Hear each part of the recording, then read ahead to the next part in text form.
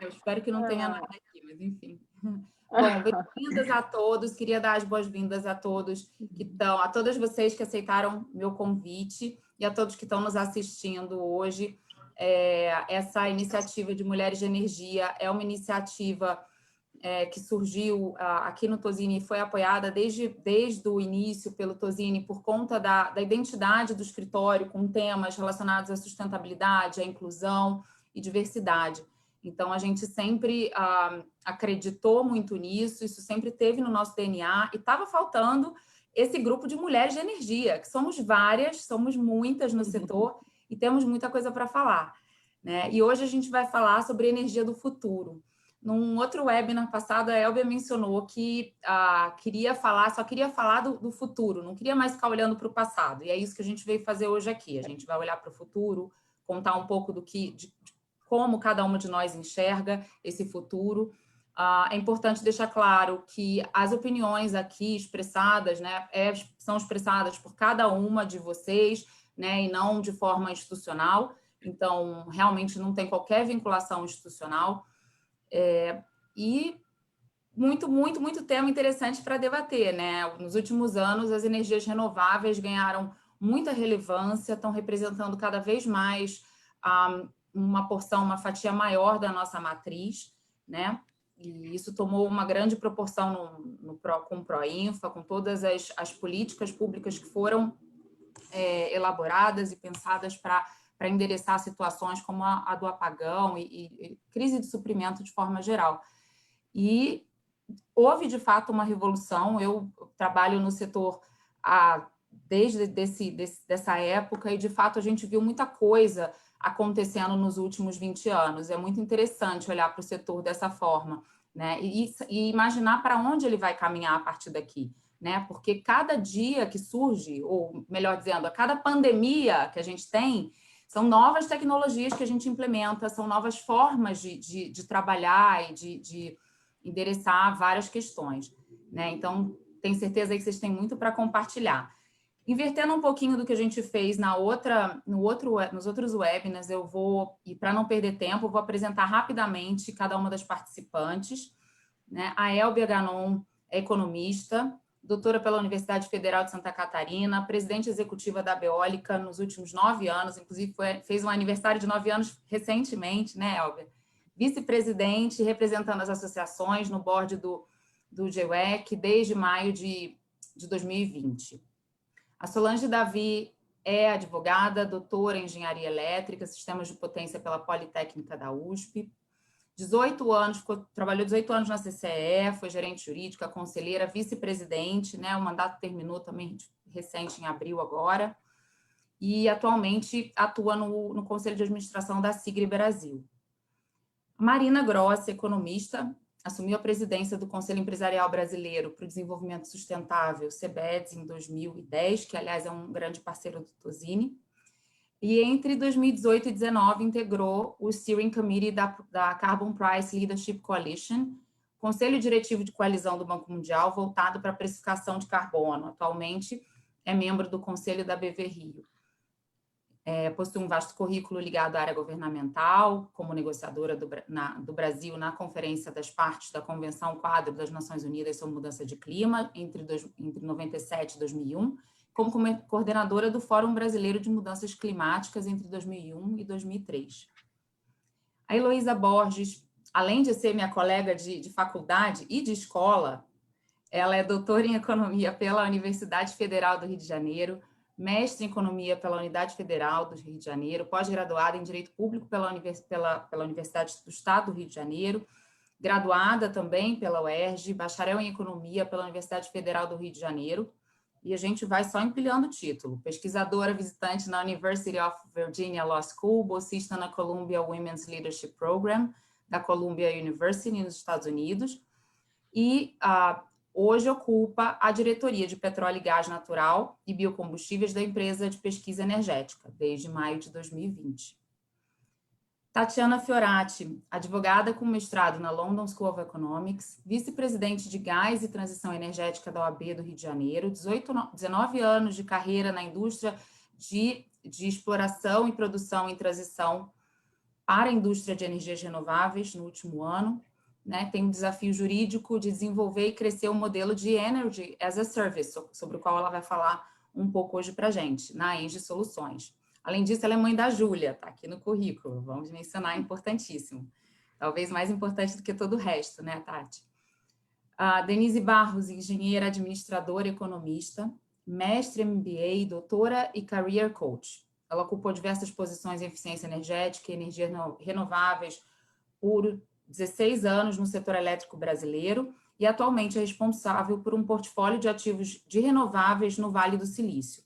É membro de diversas comunidades para a liderança feminina e latina em Clean Energy, Sustainability e Tech na Bay Area e no Brasil.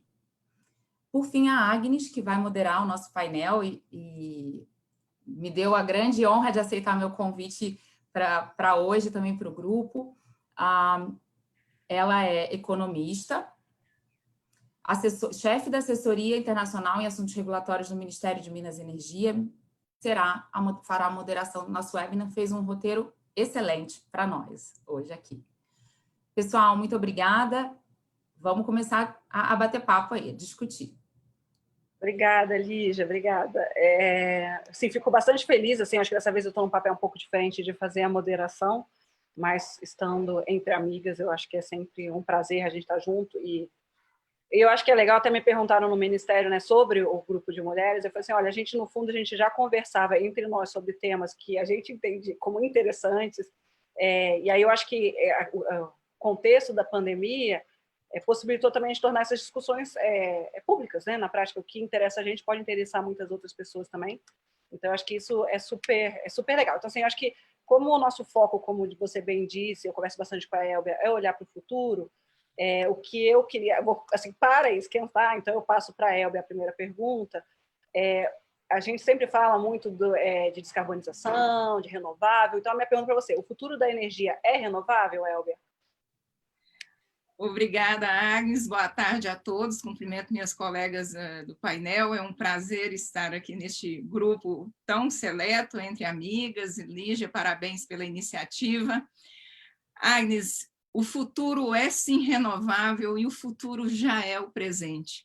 A gente estava conversando há pouco que até com a pandemia, a nossa percepção do tempo, as coisas aconteceram tudo muito rápido, né? Então, a gente está falando bastante de futuro agora, e eu tenho gostado mais de falar sobre o futuro mesmo, como que seria o cenário pós-pandemia, que está até demorando um pouco mais do que a gente imaginava, né? Mas eu vejo, olhando para o setor energético brasileiro, olhando as transformações que estão acontecendo lá fora, a Marina e eu também conversamos muito sobre isso, a gente está passando por uma transição energética que é esse objetivo da economia global associado às questões do clima, e quando nós colocamos o Brasil nessa discussão, o Brasil já de partida é renovável, a matriz elétrica brasileira é altamente renovável e a matriz energética também. Então, nós já somos renovável, a nossa história é renovável, e quando nós olhamos para frente, nós também percebemos que há esta renovabilidade, e o que nós percebemos no Brasil é uma mudança de tecnologia, mas nós continuamos renováveis, nós formamos toda a nossa matriz elétrica a partir das hidrelétricas, tendo também as termoelétricas como complemento, e agora nós estamos indo para uma matriz em que a hidrelétrica vai perdendo um pouco o seu papel, até pelo uso já dos recursos que tínhamos e pela chegada e o aproveitamento das novas tecnologias, e nós estamos indo para uma matriz que se mantém altamente renovável, mas com agora diferente combinação de tecnologia. Nessa discussão de renovável sim, e a Heloísa está aqui, vai trazer questões interessantes a respeito do uso também do nosso recurso, que é o gás natural. Então, a gente vai aprender um pouco com ela, discutir. Nós olhamos a perspectiva da transição para a economia de baixo carbono, não há dúvida, o futuro é renovável, o futuro é competitivo, o futuro tem uma combinação muito forte de tecnologia, e o que eu tenho falado muito é a MP 998 está aí para nos mostrar.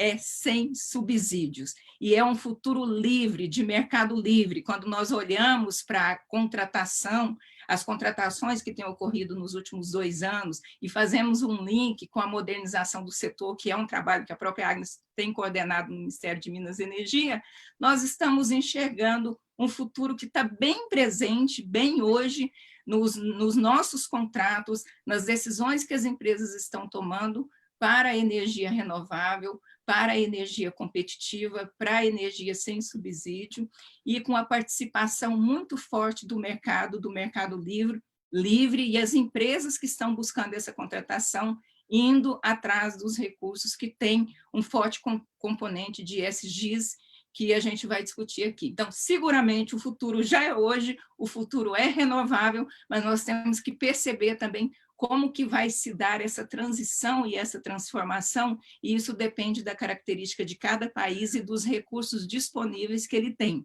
E o Brasil tem uma disponibilidade muito grande de recursos naturais, sejam renováveis ou não, e esse é um aspecto muito importante de como o Brasil vai combinar o uso desses recursos e lidar com uma abundância que nós temos. O nosso problema, e não é um problema, é só uma questão, é a abundância e como combinar essa abundância de recursos.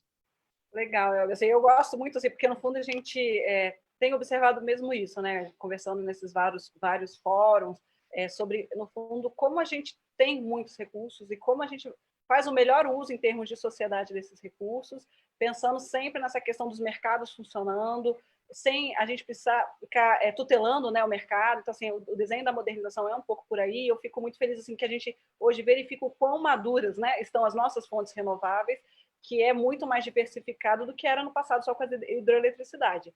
E aí, então, nesse contexto que você jogou um pouco a bola para eu acho que é razoável a gente pensar um pouco nesse contexto, né, nesse futuro de menos carbono, né, baixo carbono, zero carbono. Qual que é o espaço que a gente tem para combustíveis? E assim, como que a gente olha que deve ser o papel a ser desempenhado por aquelas empresas que cresceram, né, e prosperaram e viraram majors com recursos fósseis? Elô, você acha que, assim, eu acho que a sua experiência pode trazer um pouco essa visão para a gente? Obrigada, Agnes. Eu acho que, como vocês falaram, assim, o futuro, a energia do futuro depende das decisões que a gente está tomando hoje. O futuro ele tem que ser mais do que um desejo. Ele é reflexo das medidas que a gente está adotando agora. Pode parecer óbvio, mas, assim, às vezes o óbvio ele precisa ser dito. E acho que a Elba comentou muito bem quando a gente fala que, assim, o nosso futuro é gerenciar a abundância, ou fazer as melhores escolhas para gerenciar uma abundância de energia. Na visão da EPE, a gente vê que, assim, a nossa demanda energética, do Brasil em particular, ainda cresce muito. Ela mais do que dobra até 2050. Mesmo se a gente considerar cenários super agressivos de eficiência energética e modernização, ainda assim, a gente precisa de energia. E ainda assim, na discussão que a gente está hoje, é evidente que a gente precisa de uma energia num cenário de baixo carbono. Então, assim, a gente precisa de energia que reduza a intensidade de carbono ou que, pelo menos, seja carbono líquido zero, né? E a gente começa a falar em novas abordagens, mas isso não quer dizer que o óleo e gás deixa de estar presente nesse nosso futuro. Porque quando a gente fala de transição energética, eu ia trazer isso, que a Elba já deu um cheirinho, a gente não está falando só de energia elétrica. A gente está falando também de hidrocarbonetos e como que a gente usa essa fortaleza dos hidrocarbonetos para transitar, para chegar no futuro que a gente quer. Eu acho que o gás é essencial, mas o petróleo não é ruim. Ambos continuam extremamente relevantes. Eu vou trazer para vocês alguns números que eu acho que moldam um pouco os cenários que as empresas, como que elas se colocam, que, olha, mesmo no cenário de desenvolvimento sustentável da Agência Internacional de Energia, a gente ainda precisa de quase 70 milhões de barris dia de petróleo em 2040. No cenário Sky da Shell, a gente precisa de quase 90 milhões de barris de petróleo. Nos cenários do Brasil, isso também é verdade. No nosso cenário do PNE, que está em consulta pública. Então, o que as médias precisam fazer, elas precisam ser mais inovadoras, mais resilientes e mais integradas, elas deixam de ser empresas de óleo e gás e passam a ser empresas de energia, o que elas já estão fazendo, né? Então, a gente vê no setor de óleo e gás, o futuro do setor de óleo e gás é o quê? A gente aumentar a eficiência energética, e a gente aumenta a eficiência energética não só no uso, mas também na produção de energia. A gente reduz a pegada de carbono, aumentando com várias técnicas na produção de energia, e a gente também vê uma mudança de portfólio de investimentos. Aí a gente tem alguns tipos, tá? A gente pode ter redução de emissões, e a gente vê várias empresas com estratégias de redução de emissão nas próprias operações. A gente vê empresas expandindo o portfólio. A gente vê isso no Brasil e no mundo. A gente vê empresas que antes eram de óleo e gás avançando para energia solar, para energia eólica, para os biocombustíveis, que também assim, é fundamental para o Brasil na integração com óleo e gás, mas também tem... Você vê que na estratégia mundial também está sendo visto. Hoje mesmo saiu uma notícia que a Índia está contando com etanol no cenário de transição energética deles, né? Então, a gente vê o setor de hidrocarbonetos, digamos assim, ainda importante, mas é um setor que mudou. E como ele mudou, a gente já vê até assim, algumas, por exemplo, a Platts, ela tem um painel que eles já estão analisando as estratégias das majors, das empresas e como que elas estão se posicionando na transição energética. Aí eles mostram quem está se posicionando para avançar nesse cenário de redução de pegada de carbono via solar, quem está via eólica, quem está nos biocombustíveis, quem está no hidrogênio. São várias estratégias que as empresas podem usar. Aqui no Brasil, na América Latina em geral, a gente ainda está um pouco antes, a gente está muito concentrado na redução de emissão. A gente ainda está concentrado em redução de queima, reinjeção de CO2, aumento de eficiência, mas a gente já vê algumas estratégias de majors que atuam no Brasil, já com parques eólicos, com parques solares, né? Então, eu acho que o futuro, ele exige adaptação, exige você pensar energia. Por isso eu comecei falando, transição energética não é só energia elétrica. A gente passa a ter que ter um olhar de energia. As empresas de energia elétrica não são mais só de energia elétrica e as empresas de óleo e gás não são mais só de óleo e gás. Mas aí tem um passo além, que não basta mudar de nome, né? Você tem que mudar a visão, o paradigma das empresas. E quando a gente fala de mudar paradigma, a gente está falando, aí de novo, não só de energia, a gente está falando de desenvolvimento sustentável. Então, a gente passa a falar de inclusão social, de acesso à energia, de outras considerações que não são só você reduzir sua pegada de carbono. Na verdade, é uma transição energética, é um desenvolvimento sustentável, né? Isso que a gente quer no final. Legal, eu acho que você fechou bem, porque eu acho que daí eu volto para a Elbia com essa pergunta que tem justamente a ver...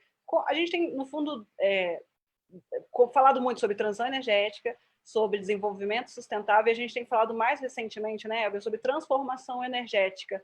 E aí eu queria que você, de repente, você falasse um pouco sobre como que você enxerga, né, que esses conceitos, eles se complementam, né, e por que a gente tem falado sobre transformação energética também?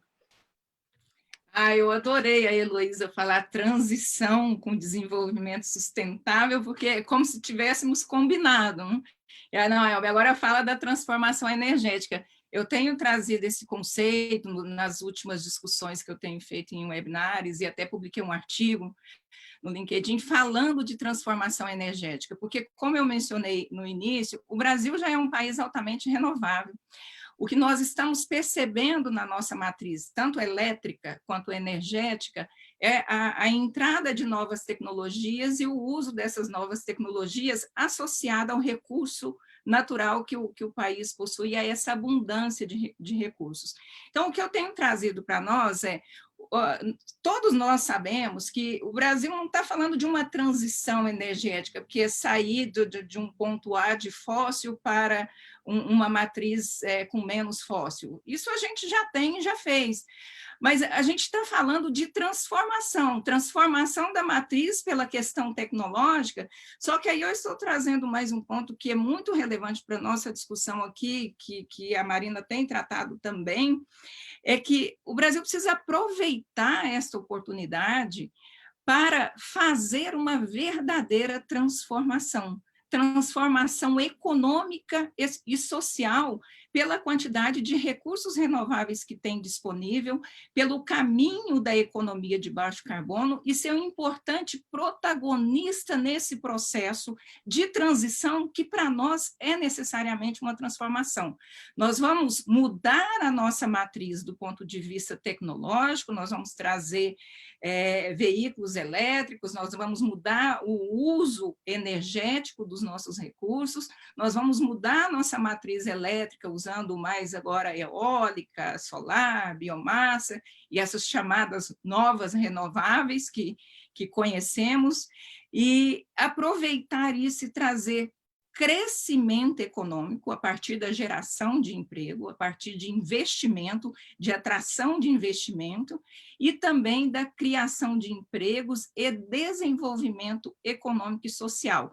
Eu tenho os casos específicos da eólica, trabalho na área e tenho estudos recentes sobre isso, mostrando o quanto os investimentos em fonte eólica, principalmente na região Nordeste, têm transformado a sociedade. Tem feito inclusão. Então, nós temos que aproveitar esta oportunidade, trazer os investimentos e fazer dessa transição uma verdadeira transformação econômica e social no Brasil. E digo que isso está nas nossas mãos. Nós que trabalhamos com este setor, nós precisamos enxergar, colocar essa lente, que parece que já está muito clara para nós, e fazer essa transformação que o país tanto precisa e merece passar, e eu nunca vi uma oportunidade como a gente está vivendo agora. Elbia, obrigada. Sim, eu acho que esse é um dos grandes motivos de eu trabalhar com políticas públicas na área de energia, porque, de fato, a gente realmente acredita que o setor é muito relevante para a questão do desenvolvimento econômico e social do país, né?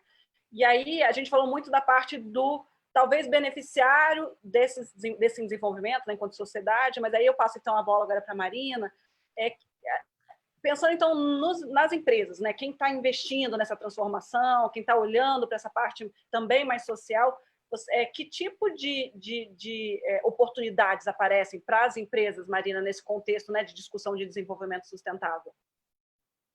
Obrigada, Agnes. Primeiro, deixa eu falar o prazer enorme que eu sou novata aqui no time, né? É a primeira vez que eu estou participando, mas um prazer enorme estar aí com essas mulheres fantásticas, né? Algumas a gente tem se esbarrado sempre, né, Elbia? Mas outras, a Tosine também, que é associada ao CEBEDES, mas outras eu estou vendo aqui pela primeira vez, então um prazer enorme estar com vocês. E a iniciativa de juntar as mulheres, que num setor que é tão pouco representativo de mulheres, é muito importante. Então, essa troca, essa mentoria, esse reforço de dar poder à voz e as angústias aí que a gente está tratando, isso é muito importante. Então, eu queria primeiro parabenizar a iniciativa. Sem dúvida, primeiro vamos pensar num arcabouço aí global, né? Um pouco da pergunta que você fez antes, né? E que a Elbia, né, respondeu muito bem, é que realmente a gente está indo inexoravelmente para uma economia de baixo carbono, né? O mundo, o que sinaliza desde os objetivos do desenvolvimento sustentável, mas também no preço, né? A renovável hoje ela é mais barata e está sendo, e mesmo com subsídios que tem no fóssil, então você economicamente algo que está na mesa. Então, assim, sem dúvida, o futuro tem que ser uma economia circular, de baixo carbono e inclusiva. Existe um framework global, existe um arcabouço global que coloca uma grande disrupção nisso tudo, né? Hoje a gente é muito fóssil, o Brasil, como bem disseram, né, as que me antecederam, né, Elbia, Solange, tudo, realmente o Brasil ele é muito mais limpo do que outros países. Então, a gente entra nessa corrida em muito melhor posição.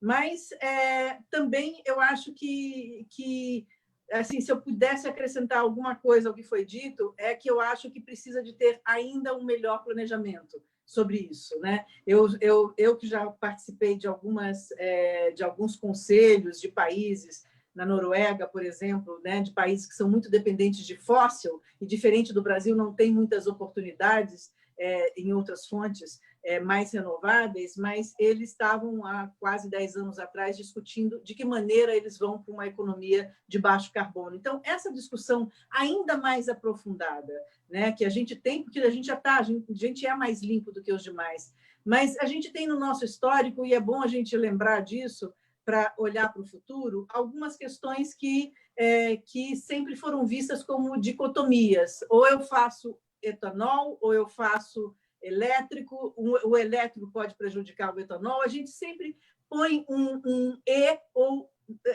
um ou outro, não pode ser os dois, né? Então, esse ponto é importante porque eu acho que existe um amadurecimento nesse mundo que a gente está vivendo, até porque a economia, né, está mostrando os resultados disso, um amadurecimento de que o Brasil não precisa de ser uma coisa ou outra. O Brasil ele pode se posicionar muito bem em várias fontes, inclusive aquelas que a gente não quer discutir muito, né? Que alguns não discutem como nuclear. Então, assim, tudo tem que estar na mesa para a gente estar discutindo de forma ou hidrelétrica, grandes reservatórios. Eu acho que toda essa discussão tem que vir sem temor nenhum para a mesa e discutir concretamente, sempre tendo essa balança de qual é o impacto social e ambiental. Porque é esse o custo que tem aumentado muito, né? A gente não vai deixar de ter o petróleo, mas o petróleo ele está ficando cada vez mais caro, né? Você emitir está ficando cada vez mais caro, o cenário é de que fique ainda mais caro. E aí eu entro numa outra questão de que essa ruptura grande, que no Acordo de Paris fala que a gente tem que ter emissão líquida zero, que significa uma grande transformação, e o Brasil é signatário do Acordo de Paris, significa, por exemplo, que o Reino Unido está abandonando carros a combustão. Então, é uma ruptura muito grande quando você fala, olha, essa indústria eu simplesmente não vou fazer mais, eu vou entrar para uma outra, né? Então, existem rupturas, existem transformações que são feitas de dentro, mas são oportunidades de negócio, esse é o grande ponto. E uma das questões, uma das ferramentas cruciais para o setor privado é o mercado de carbono. O CEBED está há muito tempo com isso, e eu sou, a Lígia estava falando que eu participei do Steering Committee do Banco Mundial, né, do Carbon Price Leadership Coalition.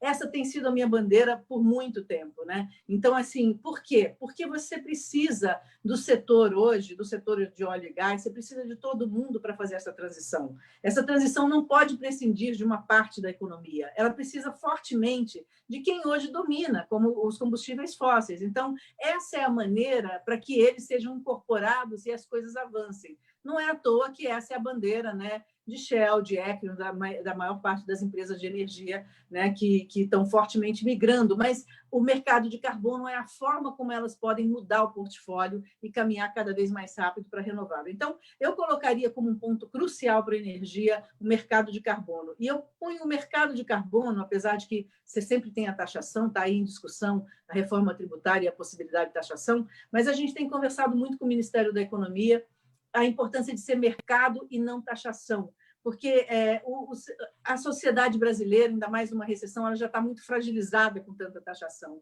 Não politicamente é muito mais atraente que seja um mercado, e da parte do setor privado é muito mais interessante que seja mercado, porque você vai para o preço, regula um preço justo, melhor, o custo-benefício é maior na precificação de carbono quando você faz isso. Então, esse eu acho que é uma ferramenta, um instrumento importante para a gente fazer a transformação, e o Brasil lidera disparado. Então, assim, eu gosto muito de colocar que o mesmo material, né, lá no Ministério da Economia, o secretário especial da Costa, ele fala, olha, o copo do Brasil ele é mais limpo do que o copo produzido na China, do que o copo produzido na Europa. Isso tem que estar no preço, isso não está ainda. Mas se o carbono for computado, se tiver no preço, você vai ter esse copo registrado que ele é mais limpo. Portanto, o Brasil tem um copo, né, comparando com os outros, muito mais competitivo. Então, assim, interessa ao Brasil a precificação de carbono, interessa tudo que seja mais limpo e que a gente possa estar se organizando, né, e mostrando que o Brasil é uma fonte, é um ofertante para aqueles países que não conseguem, inclusive, reduzir suas emissões, porque a tecnologia já está muito avançada. Então, o mundo inteiro tem que caminhar para isso, mas a gente tem uma posição melhor do que o resto do mundo, que a gente não pode não aproveitar.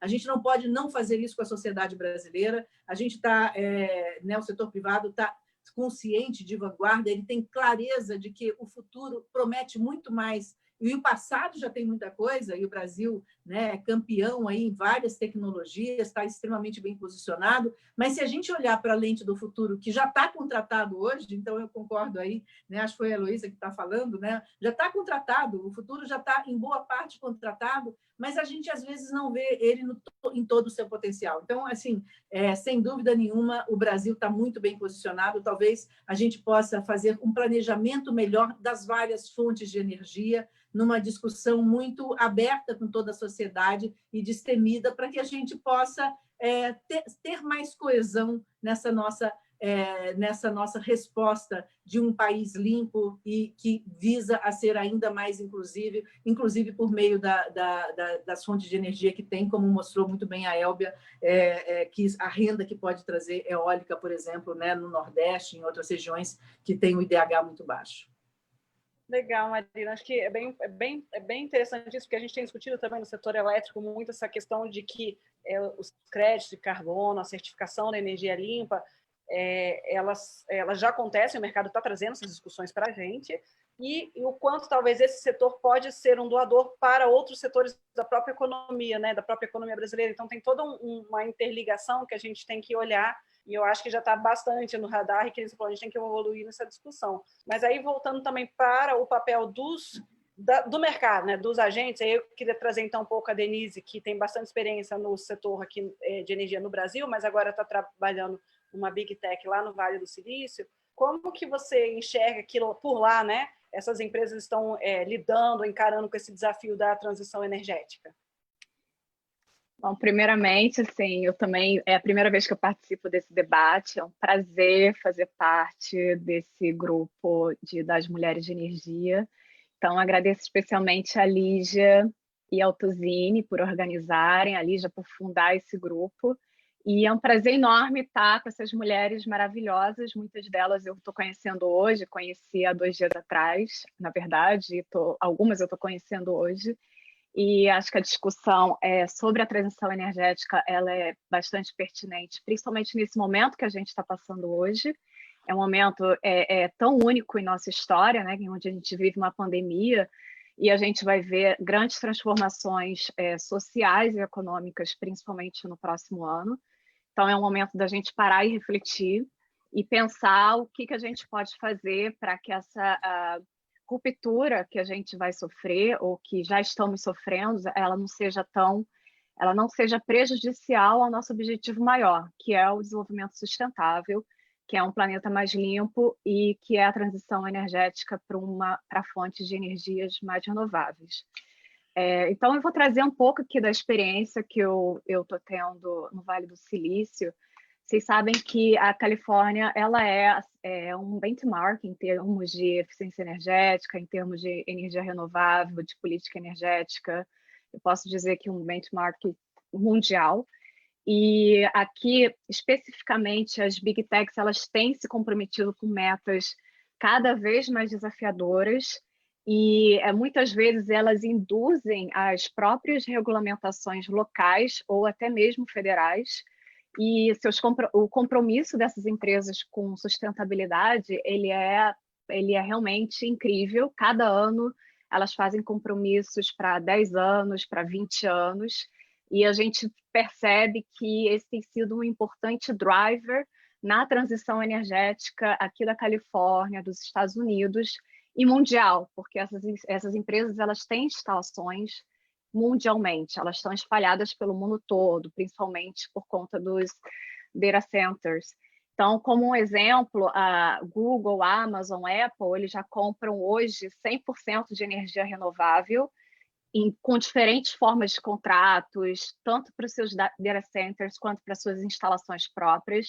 O Facebook é a Big Tech que está comprometida a alcançar essa marca de 100% esse ano, e eu acredito que eles vão alcançar, porque a gente vê a empresa se movimentando, crescendo o time de renováveis. E para vocês terem uma outra ideia, assim, a própria Apple lançou esse ano um comprometimento de até 2030, ou seja, para daqui a 10 anos, ela ser carbon neutral. em toda a sua cadeia de suprimentos, incluindo os seus fornecedores em todos os lugares do mundo. E a gente sabe que grande parte dos fornecedores da Apple estão na Ásia, incluindo cada uma de nós que possui o nosso iPhone, o nosso Mac ou o nosso device. Então, cada device vai ser carbon neutral em 10 anos. Então, isso é uma meta bem audaciosa. Por exemplo, aí a gente está falando de... quando a gente fala de combustível fóssil, a própria Amazon, ela se comprometeu até 2025 a atingir 100% das suas operações com energia renovável. Como ela vai conseguir isso? Porque grande parte da sua infraestrutura é transporte.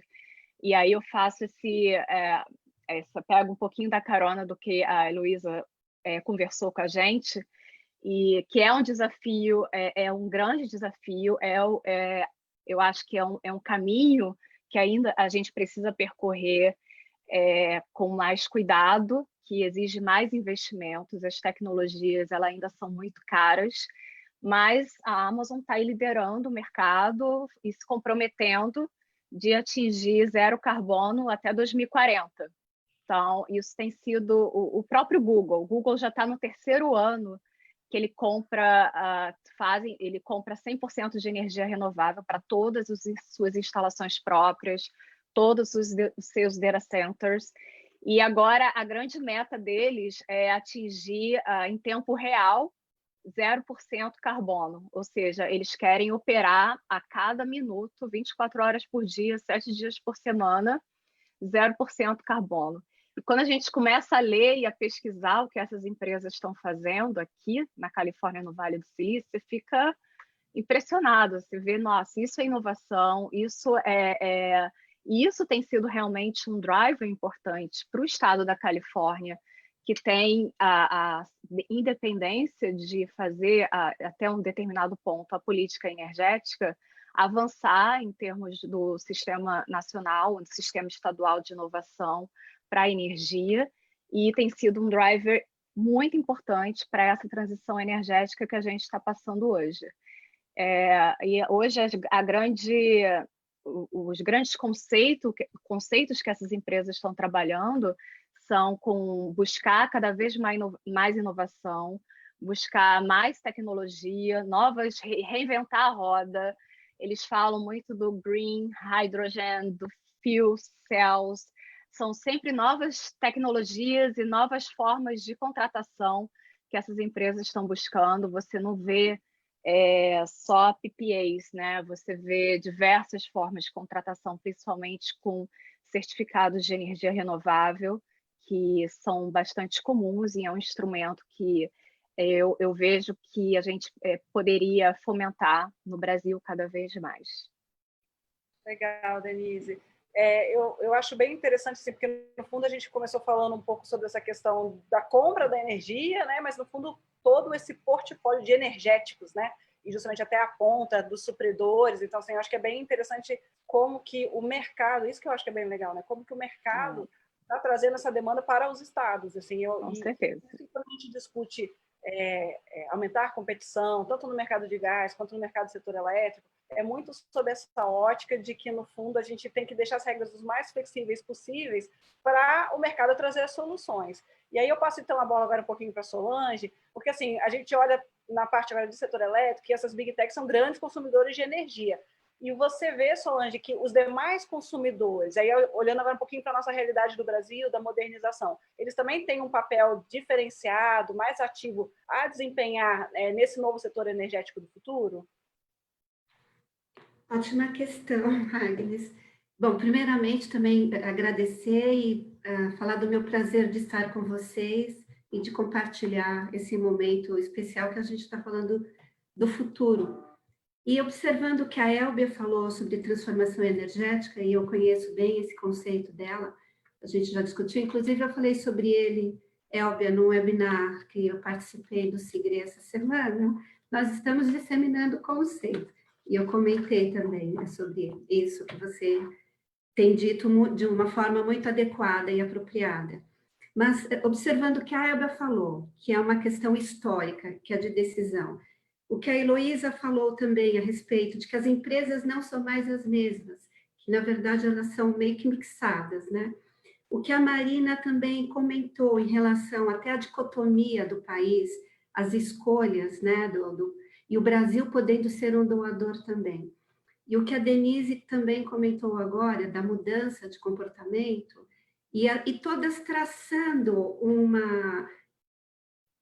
uma linha histórica importante de mudanças, e agora a sua questão, que vem ao encontro de tudo isso, quando nós pensamos em termos de transformação, de mudança, de novos paradigmas, e a sua questão, Agnes, você usou um termo muito interessante, os grandes consumidores e os pequenos consumidores. A gente já encontra uma dicotomia aqui, mas a gente não encontra só aqui, a gente encontra no que o Brasil... Eu acho que eu gostaria, talvez, de resgatar um pouquinho agora, pensando nesses últimos 30 anos, nós estamos... Em 1995, a gente teve a lei que está todo consumidor livre. Nós estamos há 25 anos com essa lei de consumidor livre. De lá para cá, a gente veio com a consumidor especial, que foi em 2007, foram vários anos também, 12 anos, né? E agora nós estamos, em 2018, uma decisão muito importante do Ministério, que foi a decisão de abertura de redução dos limites, e até 2023 a gente terá os consumidores livres, a partir de 2023, com o limite de 0,5 mega para ser consumidor livre, que é muito importante, que as jurisdições são especiais, e o processo de modernização que você abordou também, Agnes, que para mim, eu estava pensando outro dia, eu qualificaria até mais do que o processo de modernização. Eu diria que é um processo de equilíbrio. Equilíbrio de várias questões que estão ali colocadas, e uma delas muito importante, que a Elbia também abordou agora, que é a do consumidor. Então, quando a gente fala da medida provisória 998, apesar que foi por uma razão não muito feliz, mas agora o objetivo é nobre, né, de buscar limpar um pouco e acelerar um processo. Então, o consumidor, quando a gente pensa nos grandes consumidores, olhando só o Grupo A, o Brasil tem 190 mil consumidores do Grupo A. Quando nós pensamos na transformação energética, na decisão dos consumidores, que esse mercado livre, e é o que está não só no projeto de modernização, mas também nos projetos de lei que estão tramitando no Congresso Nacional, é de abertura total do mercado. Então, essa abertura total de mercado, ela vai alcançar mais de 80 milhões de unidades consumidoras. Então, quando nós alcançamos mais de 80 milhões de unidades consumidoras, que vão poder decidir, então é uma decisão de Estado para estruturar um desenho de mercado em que um consumidor vai ter o direito e a responsabilidade de decidir. Então, o que vai ser preciso para isso? Eu acho que as nossas reflexões também têm que olhar esse outro aspecto. Então, vai ser preciso, obviamente, conhecimento, envolvimento, análise, informação, transparência. E até eu me lembro de um trabalho que a ANEEL fez sobre isso, em termos de participação e representatividade na regulação. A ANEEL ela observou que tem uma pouquíssima participação de consumidores, que seriam os consumidores que ela classificou como pouco engajados. Inclusive, a ANEEL ela fez um trabalho interessante que ela dividiu os consumidores em 4 e fez uma vinculação com medicamento para dor de cabeça. Então, ela diz assim, consumidores, você tem os consumidores pouco engajados, é aqueles que sabem que estão com dor de cabeça, tomam medicamento. O segundo grupo é o do engajado, que sabe que tem opções de medicamentos que ele pode escolher. O terceiro é o muito engajado, né, que ele já discute os efeitos, se tem cafeína, se não tem. E o último, que é o especialista, que ele sabe tudo, ele discute ali as dosagens dos medicamentos, ele discute os efeitos colaterais, ele discute substitutos, enfim.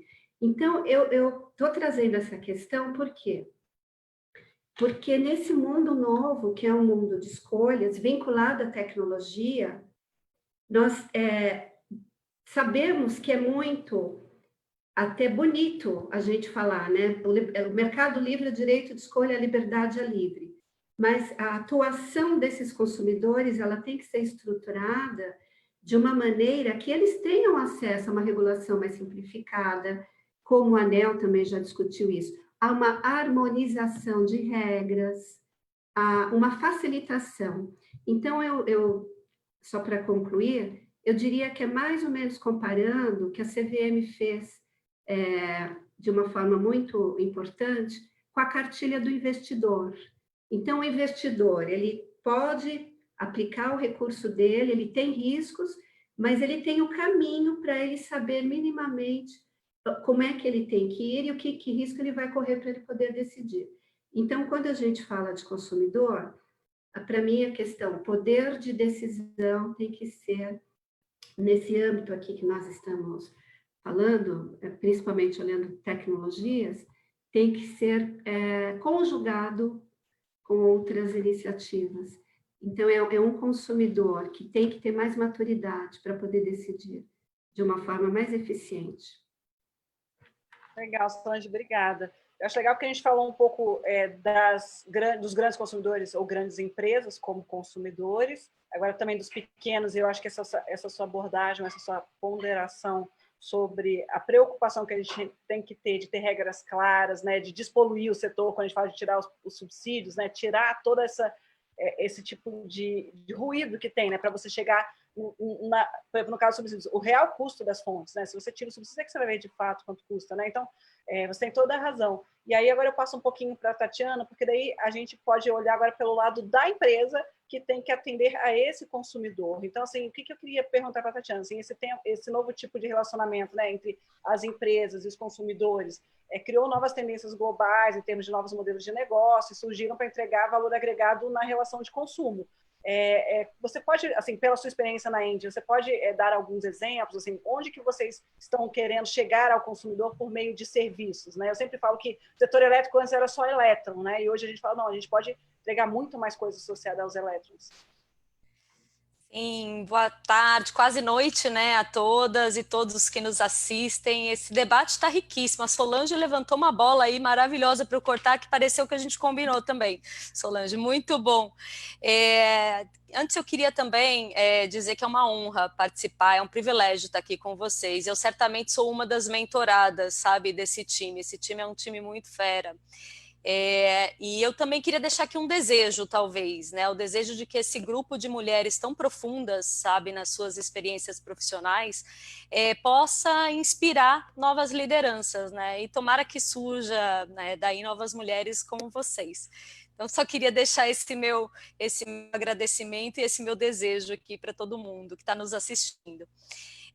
Agnes, essa tendência global, ou seja, né, como você bem colocou, de entregar valor agregado ao lado da utility, ao lado da commodity, ao lado de um produto, não é uma tendência exclusividade do setor de energia elétrica, né? Ela é uma tendência que permeia hoje diversos segmentos, diversos setores. Eu posso sim dar alguns exemplos e focar no setor de energia elétrica, mas eu acho importante, porque cada uma de vocês trouxe um desses elementos, entender um pouco dos fatores propulsores desse contexto de criação de um modelo de negócio que surge agora dentro do conceito as a service, que é, no nosso caso, o Energy as a Service. Então, esse histórico ele vem muito impulsionado pela digitalização de processos, pela digitalização das informações. Então, o conhecimento adquirido através dessa plataforma digital, ele trouxe uma dimensão muito mais ampla da expressão Know Your Customer. Né? Então, eu brinco hoje que, na verdade, a obrigação de toda empresa, né, não é nem mais uma oportunidade, já é uma obrigação de toda empresa que quer prestar esse tipo de serviço, que ele, na verdade, conheça each of your customer needs, de maneira individualizada. Então, conheça cada uma das necessidades de cada um dos seus consumidores, ou dos seus clientes, porque essa é uma realidade, né? Então, não estamos mais falando de um futuro para esse modelo de negócio. E aí, conhecer essa necessidade, ela permite a customização de soluções.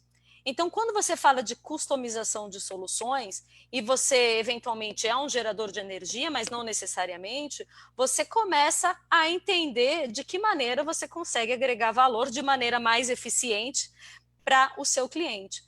E aí você não precisa mais necessariamente, ou você não pode mais, ou você consegue criar um nicho de mercado onde, atrelado ao produto, você entrega o resultado deste produto. Então, você não está vendendo mais o produto, você está vendendo o resultado do produto.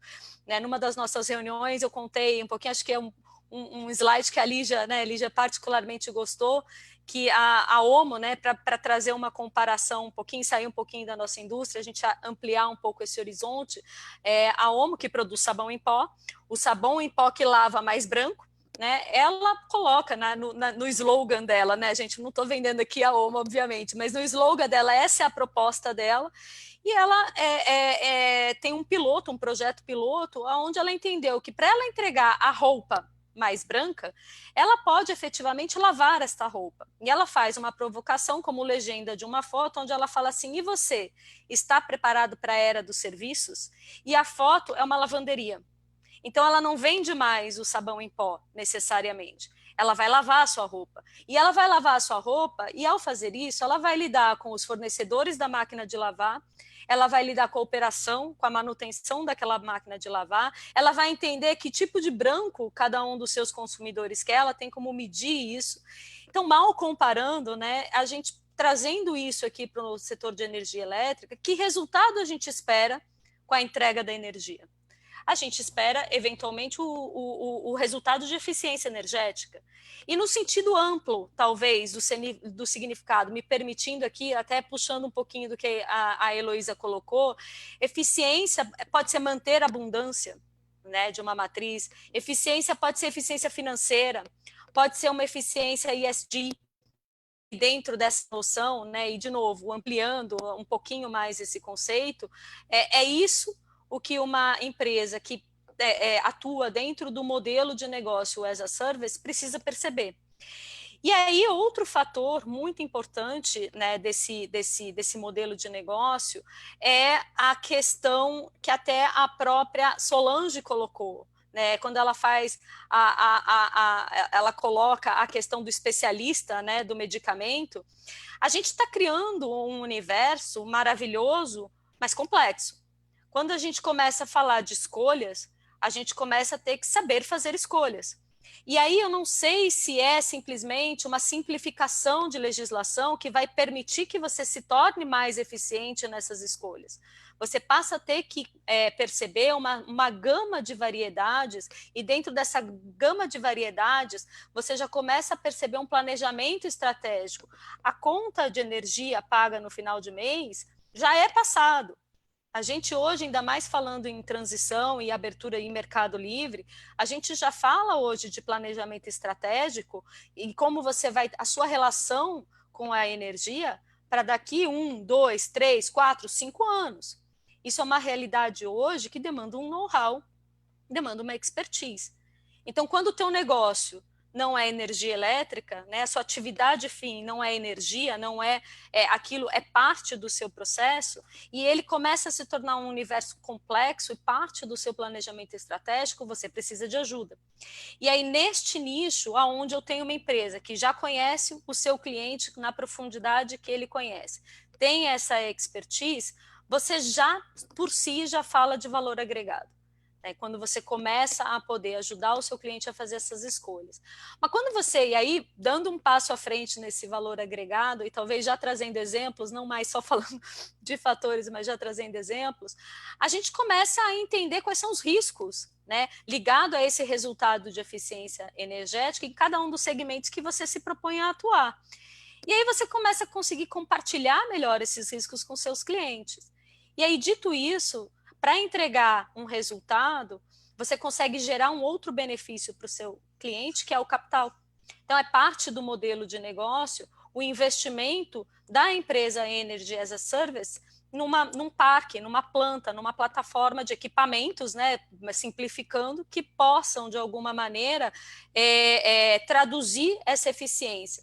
A gente está falando aqui nesse webinar de tecnologia, o tempo inteiro a gente está falando de tecnologia, então é importante que você também compartilhe o risco com esse, já falando do modelo de negócio do Energy as a Service, com esse seu cliente, não deixar que essa tecnologia fique obsoleta, porque senão o teu cliente deixa de ser competitivo, porque ao lado dele, outras empresas estão fazendo a mesma conta, né, o mesmo raciocínio e buscando a mesma eficiência. Então, nesse sentido, você passa a lidar com os fornecedores daquela plataforma de eficiência energética no lugar do seu cliente, você passa a gerir, fazer operação, manutenção, dar as garantias e preservar o resultado, que tem um fator, um componente financeiro muito importante, né? E aí está, sem dúvida nenhuma, a grande oportunidade deste modelo, você passa a ter o benefício da eficiência econômica, financeira, de todo esse agrupamento de soluções, que não ela pode ser de um jeito para determinado cliente e de outro jeito para determinado cliente. Vai depender muito da maneira como esse consumidor demanda a sua energia, planeja a sua energia, sua capacidade de produção, localização geográfica e por aí vai. Então, eu acho que esse é o grande, a grande oportunidade que a gente tem hoje, quando a gente começa a entrar num mercado mais livre, com toda a sua complexidade, porém, com verdadeiras oportunidades de eficiência no entorno deste modelo de negócio. Então, hoje você vê PPPs de iluminação pública com coeficiente de performance como fator de licitação. A gente viu agora as telecoms numa corrida muito grande para estruturar usinas de geração distribuída para que pudessem suprir no curto, médio prazo já necessidades mapeadas de energia, né? E com certeza com uma conta financeira feita no entorno. E eles usaram o Energy as a Service como uma forma de adquirir esse resultado. Por quê? Porque o negócio de telecom não é operar e manter usina solar, e sim telefonia.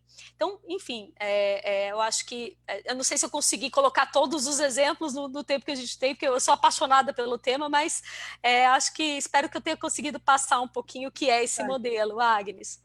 Eu vivo com a minha caneta e fico sempre anotando, porque assim, eu acho que a gente sempre aprende coisas interessantes.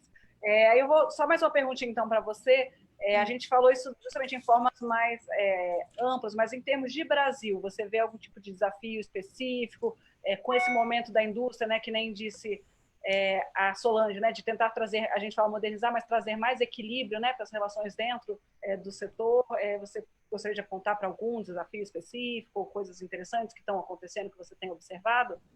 Sim, sim. Até nesse aspecto eu trago mais perguntas que respostas, mas eu consigo hoje já, Agnes, vislumbrar até conversando com a Heloísa um pouquinho na prévia nossa, né, Heloísa? A gente hoje tem uma necessidade muito grande de integração.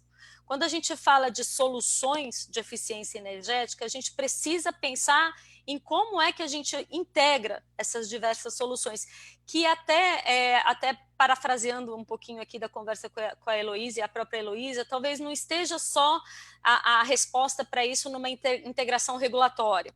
Quando a gente fala de solução de eficiência energética, a gente está lidando com o município na prestação de serviços, mas a gente também está lidando com o Estado, a gente está lidando com a federação como um todo, a gente está lidando talvez com diferentes agentes reguladores, talvez diferentes ministérios, né? Hoje a gente vê o MDR falando muito de Smart Cities, né? E como que então o MDR se integra com o MME. Claro que isso já é um diálogo, mas enfim, para fazer um ponto, né, sobre a integração.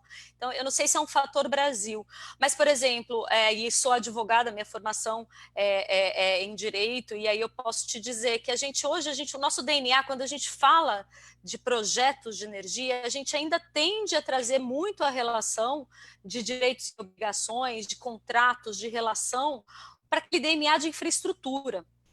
Ou então, a gente vai para o outro extremo e começa a falar em prestação de serviços. Olha, talvez a gente mais na segurança jurídica dessas relações, no meio termo.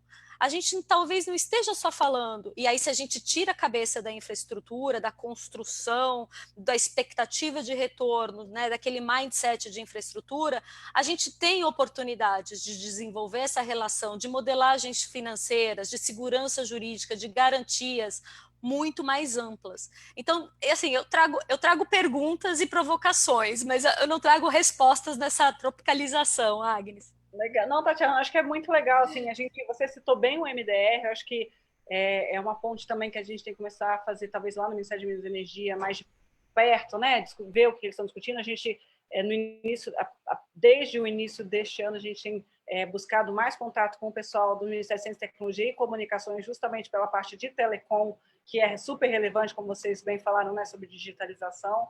E aí, então, eu passo então de novo para a Solange, porque daí, olhando então para esse mercado, né, e aí a Solange também, com esse background jurídico, acho que pode ajudar também nesses novos, nesse novo mercado, nesse novo mundo com maior integração, que novas funções a gente pode talvez enxergar, Solange, nos mercados de energia, para facilitar todos esses tipos de relacionamentos. Eu sempre, quando eu falo nos webinars, eu sempre falo assim, a nossa indústria ela era muito verticalizada, agora ela está mais espalhada. E eu gostei muito quando a Marina falou do circular, né? Porque, no fundo, realmente é muito mais circular do que era antes, né? Então, Solange, você tem assim, algumas percepções a esse respeito?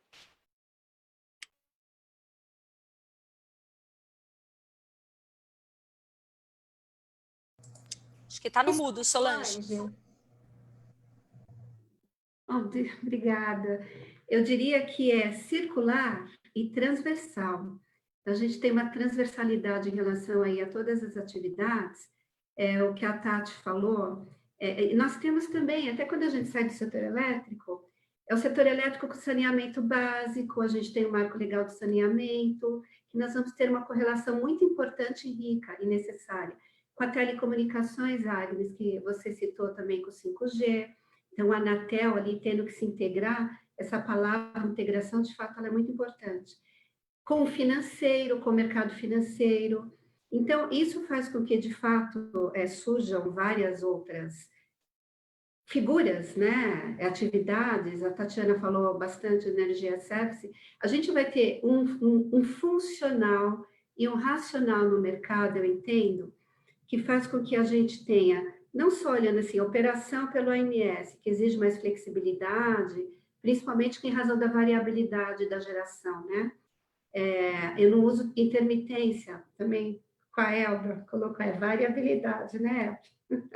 Termo técnico. Mas, enfim, operação do mercado, operação do sistema, operação do mercado financeiro. Então, o que a gente vai ter? Tem umas figuras muito interessantes.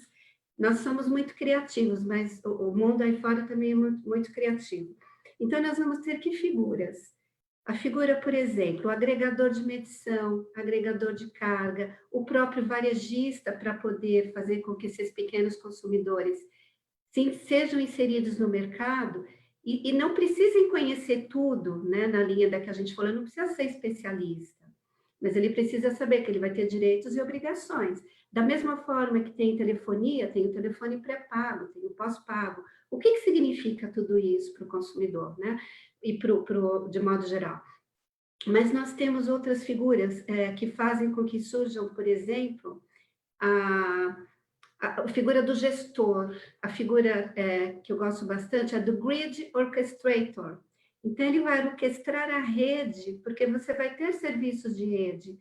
Então, esse mundo novo que vai possibilitar, e o papel da distribuidora vai ser essencial. Então, algo que também está sendo feito, e observado muito bem pelo Ministério, na modernização, na busca do equilíbrio, é justamente esse modelo remuneratório da distribuidora. Então, é o fio e a energia. O fio, então, a rede, a infraestrutura, que cada vez será mais importante, principalmente para o que está sendo dito hoje, que são as novas riquezas, que são os dados, que é o novo ouro, o novo petróleo, e toda essa configuração nova que tem sido dada. Então, aí nós vamos ter aqueles agentes, que a Tatiana falou bastante também, que vão buscar mais eficiência. Então, vão buscar um modelo que vai agregar o atendimento da demanda, a necessidade por energia, ou a energia 24/7, ou outras atividades também, o próprio armazenamento de energia, a mobilidade elétrica, o blockchain também entra aí, né? Quando você observa, por exemplo, novas possibilidades de mercado de arranjos comerciais. Então, Agnes, para eu concluir um pouco, eu diria que é um mundo novo, muito rico, com várias funções. Eu acho que esse funcional, a gente vai ter que organizar tudo isso. O mercado também vai se organizar para isso. Mas, principalmente, olhando sobre o aspecto jurídico, de novo, nós temos o direito, mas tem responsabilidades e obrigações. Então, esses arranjos, eles têm que ser claros e transparentes, né? Justamente para que sejam dadas as oportunidades de decisão com mais consciência. E só para encerrar, eu acho que, inclusive, uma questão cultural importante para o país. Porque, na medida em que você usar o termo também, que você empodera, que você traz o consumidor para a decisão, você também amplia a cultura dele, né? Em termos de conhecimento geral sobre todas as condições do setor e interligações também com outros setores. Legal, Solange, acho que me lembrou também o que a Tatiana falou, né? No fundo, a gente vai ter uma gama tão maior de escolhas que a gente tem que cuidar, né, para que facilitar para que as pessoas possam fazer as escolhas, mas de fato tem essa questão de que é o próprio consumidor que também, a depender, né, do seu ativismo, né, do seu interesse, corra atrás também disso. Mas eu acho muito legal isso também, que tem essa parte muito educacional, né? Nessa indústria que era muito verticalizada, no fundo, o que interessava era que o elétron estava lá saindo, que tinha alguém zelando pela segurança, e você ficava lá, a cavaleira, se desse alguma coisa errada, você culpava lá quem está administrando esse negócio gigante. Agora, quando, assim, de fato, os consumidores, eles passam a ser consumidores, eles passam a ser recursos também, né, para a rede, eu acho que tem um novo balanceamento de forças, né, e eu acho muito legal essa lógica também da gente olhar para a questão da educação do consumidor, porque ele vai, sim, ter mais responsabilidades também nesse setor. E aí, então, saindo um pouco do setor elétrico, você mencionou rapidamente a questão do mercado financeiro, eu volto, então, para a Marina. Marina, como que o mercado financeiro, especificamente, vocês têm observado, tem lidado com a questão da transição energética, com essa preocupação com esses novos modelos de negócios, novas regras? O mercado financeiro, você enxerga que tem visto mais riscos ou mais oportunidades nesse movimento? Não, é bom que você, Agnes, colocou a questão do consumidor, né? Porque eu acho que tem uma pressão grande da sociedade e tem um reflexo no mercado financeiro, né? Então, assim, eu gostei muito de estar ouvindo e aprendendo aí com todo mundo, a Solange e várias de vocês aí, não, de questões mais específicas de toda essa transição, né? A gente está em um mundo em profunda transformação. O consumidor, ele sai do papel passivo e passa a ser um agente nesse processo, né? Então, existe uma mudança muito grande que a tecnologia permite, né? Que, enfim, e é nesse mundo aí que a gente está. Esse consumidor, ele já pressiona muito os investidores, né? Então, retomando a questão dos investidores.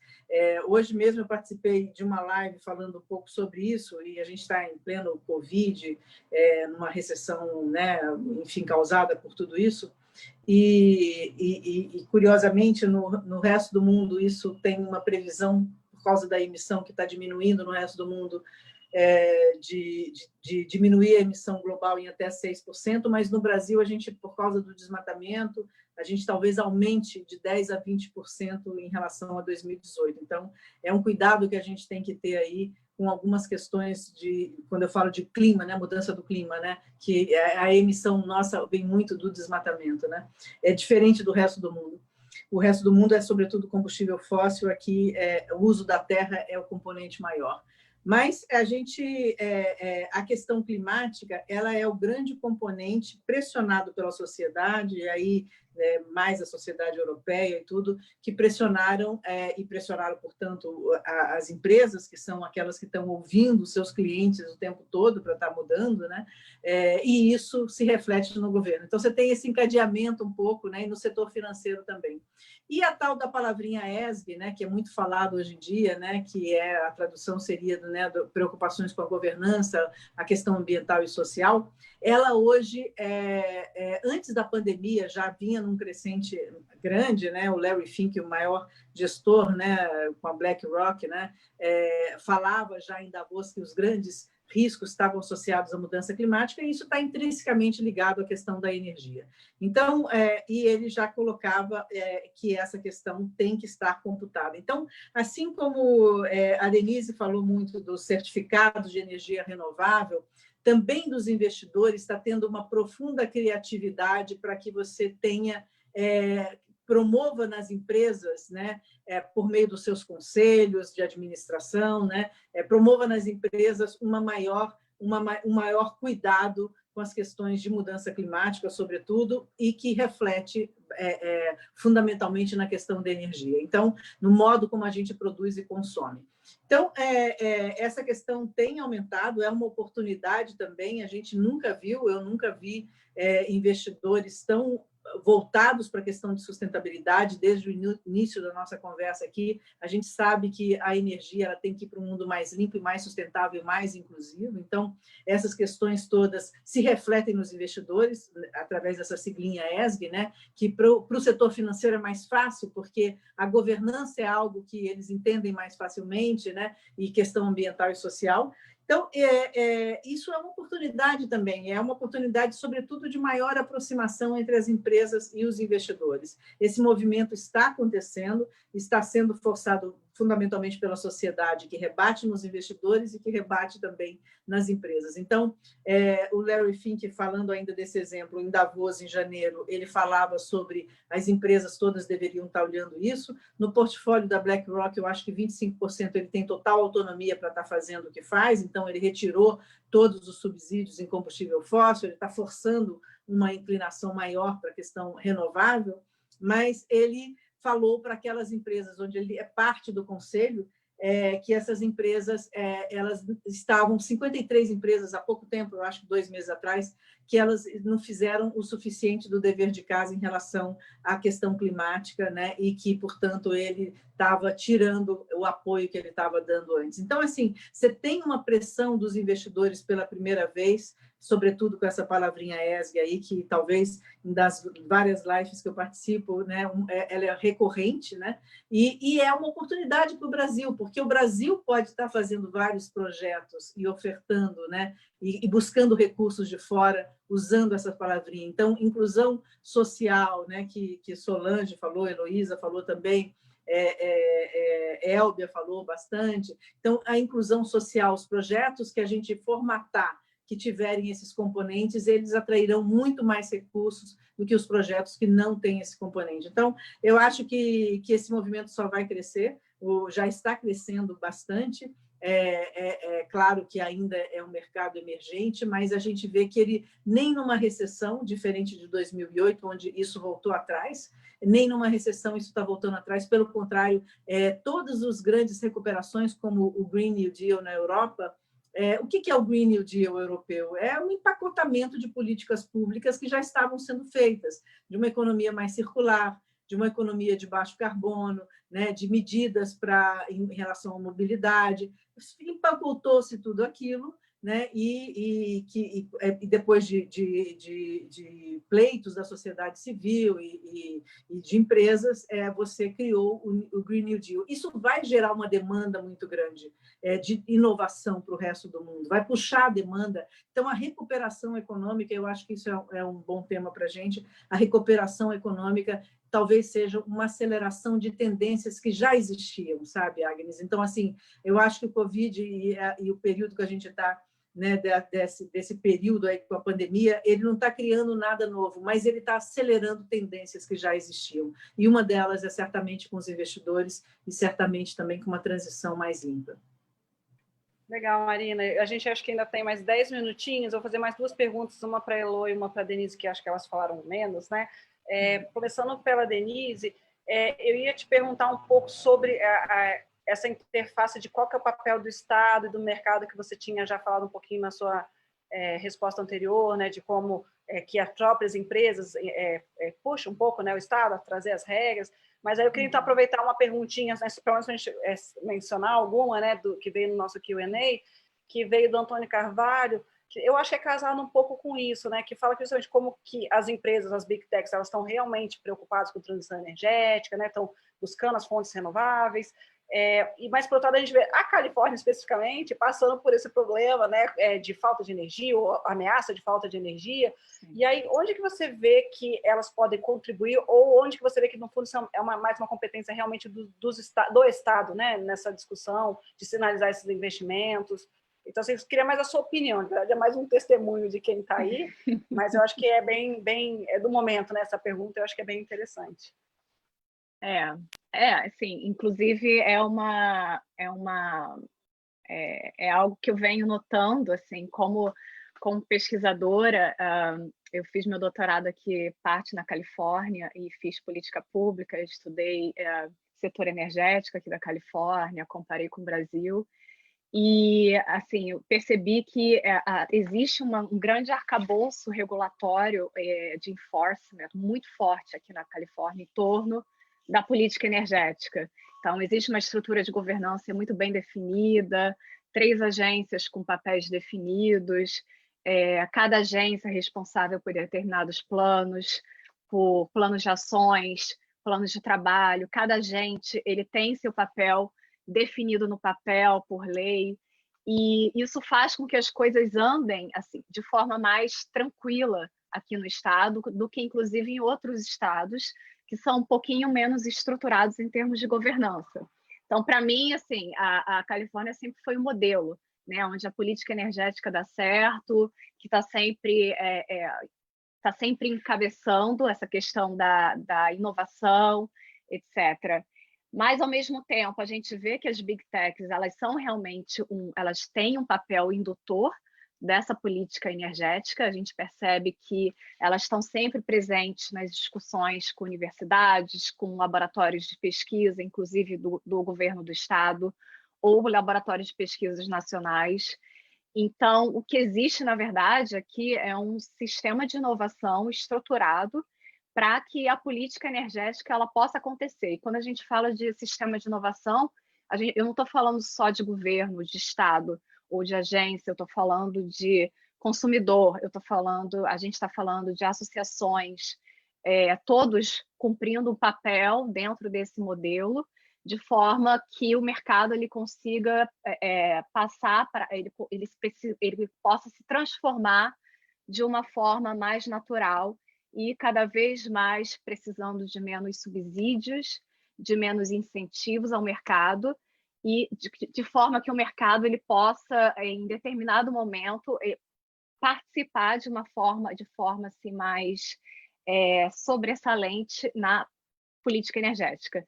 E isso a gente vê sim aqui, porque a gente vê que as Big Techs elas puxam essa tecnologia, elas puxam a inovação energética, mas ao mesmo tempo a gente vê que o enforcement, as leis, as estruturas, a governança, as instituições e as regulamentações ainda são bastante presentes e importantes aqui no estado. Então, por mais que existam grandes consumidores que cumpram seu papel que cumpram a mão invisível do Estado, a gente vê que o Estado ainda tem, sim, um papel bastante relevante na política energética, e eu posso fazer essa analogia com o Brasil, mas essa analogia eu prefiro que a Agnes ela comente para a gente, que é a pessoa mais indicada para comentar.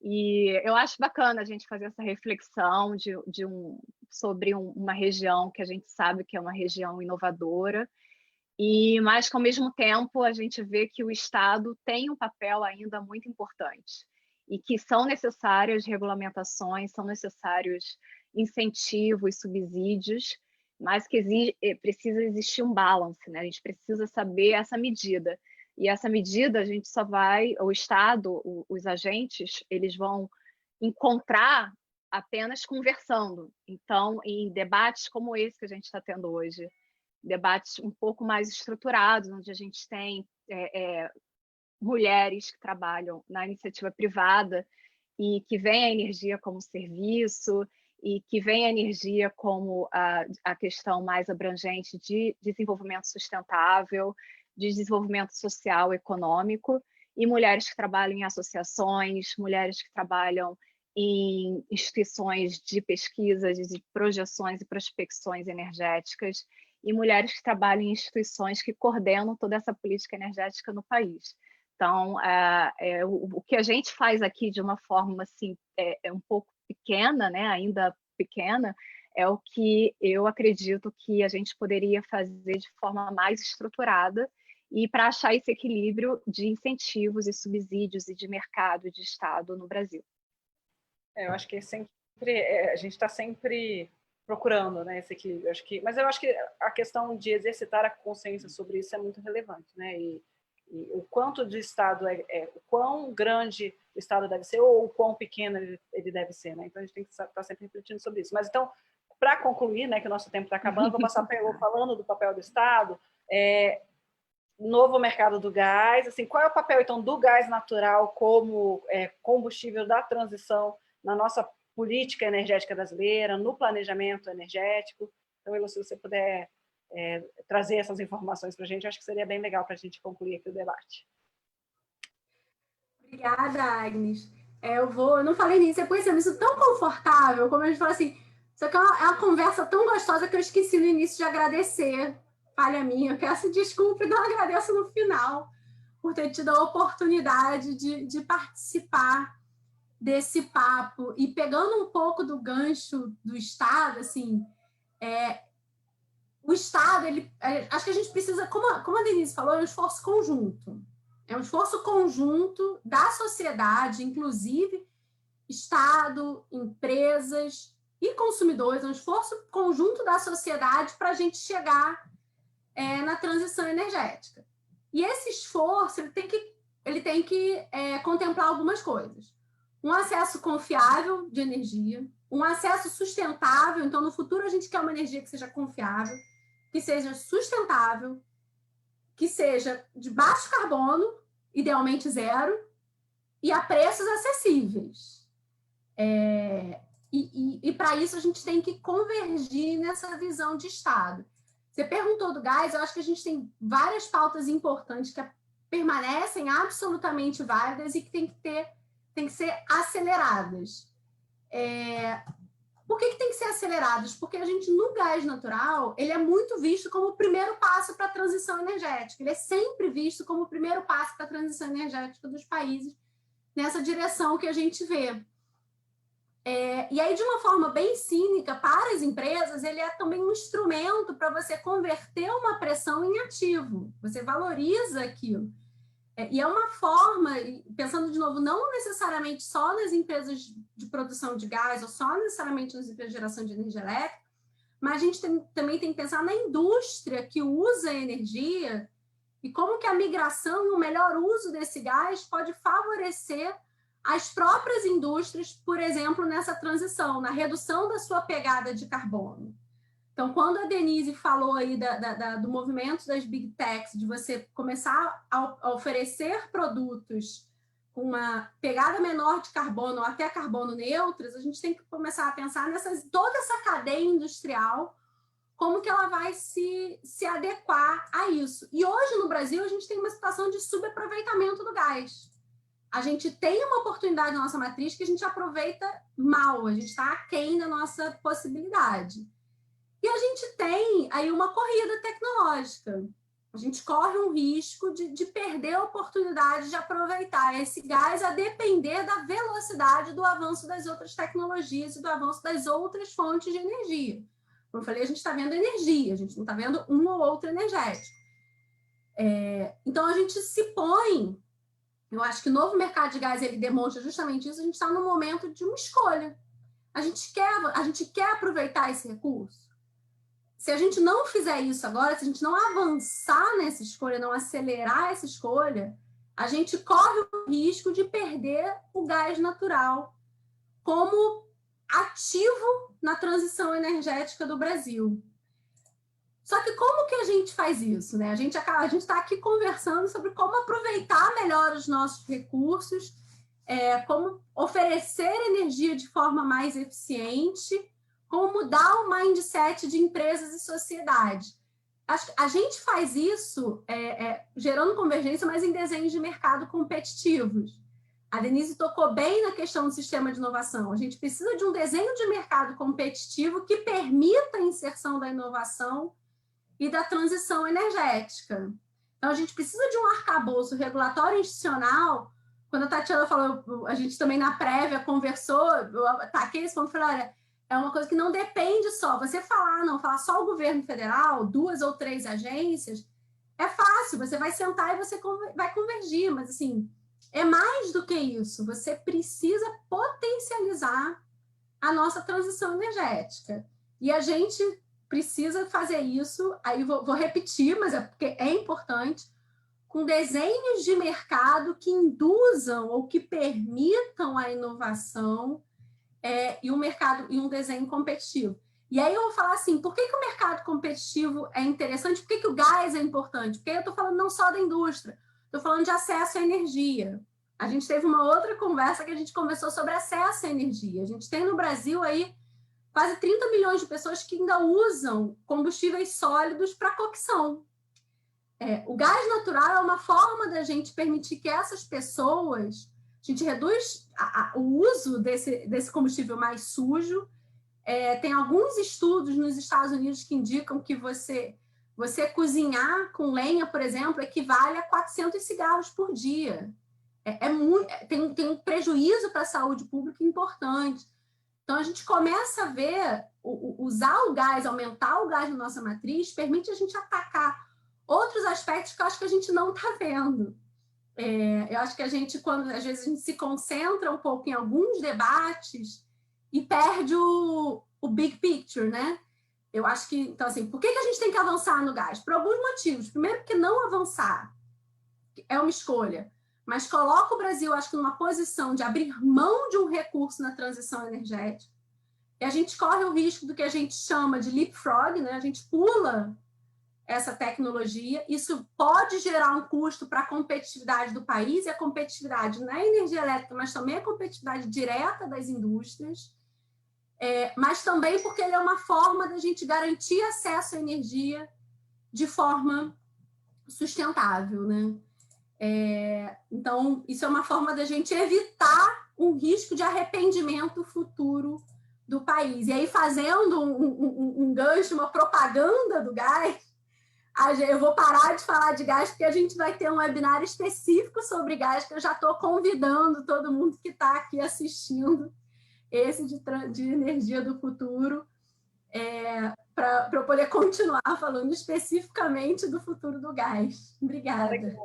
Obrigada, eu vou devolver a palavra para a Lígia, mas acho assim, o que fica de recado é que assim, a gente está falando de um setor energético que, por um lado, no nosso caso brasileiro, principalmente, né, tem que dar conta da abundância dos nossos recursos, e justamente de não fechar portas, né, e não ter custo de arrependimento, mas também sabendo-se que, quando a Marina falou da nuclear, né, que as escolhas tecnológicas, elas também requerem tempo, né? A gente não cria uma indústria de uma hora para outra, então, e aí a gente tem que casar os nossos desenhos de mercado com isso, com esse timing que permite essa criação, né? Tanto da indústria quanto do desenvolvimento dos energéticos especificamente. Mas então eu devolvo, Lígia, a palavra para você. Para mim foi realmente um prazer fazer essa moderação, porque o tema realmente é muito legal e eu vejo que todo mundo sempre tem uma coisa interessante para trazer para a discussão e que a gente sempre aprende alguma coisa. Pois a gente pode pensar no parte 2, energia do futuro no futuro, ou energia do futuro parte 2, que realmente tem muita coisa para falar. Queria agradecer a todas vocês por virem aqui conversar com a gente e sobre temas tão interessantes. A gente falou de novas oportunidades de negócio, inovação tecnológica, ESG como driver também de mudança, a mudança partindo do setor privado, né? E comparando Brasil e Califórnia, eu não esperava nada menos do que isso, trazendo mulheres espetaculares para conversar conosco aqui essa tarde. Obrigada para todo mundo que está nos assistindo. O próximo, o spoiler já foi dado, a gente tem um webinar de gás, em seguida também temos outros webinars de liderança feminina, e é isso aí. O que aparecer de interessante a gente vai falando. Esse é o propósito, de ter um grupo de mulheres que entende e conhece o que faz, pessoal. Obrigada. Uma boa noite para todo mundo. Obrigada, boa noite. Obrigada, Lígia. Obrigada a todos. Obrigada a todas. Boa noite, gente. Tchau. Boa noite. Tchau.